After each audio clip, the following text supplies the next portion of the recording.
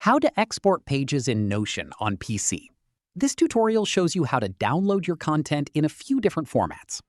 First, open your browser, go to notion.so, and sign into your account. From there, open the page you want to export. At the top right of the page, click the three dots icon to open the page menu. After that, scroll down and click Export from the options that appear. A dialog box will open asking you to choose a format. You have three options: Markdown and CSV, HTML, or PDF. From here, select the format that works best for you. PDF is great for sharing. HTML keeps the page styling intact, and Markdown is useful if you want to move the content into another tool.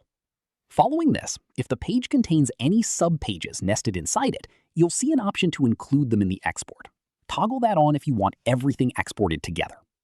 Once you've made your selections, click Export, and Notion will download the file directly to your computer. Finally, head to your Downloads folder to find the exported file. If some pages were included, it will come as a zip file that you'll need to extract. That's how you export pages in Notion on PC. If this helped, leave a like, subscribe for more tutorials, and tap the bell so you catch the next one. See you then!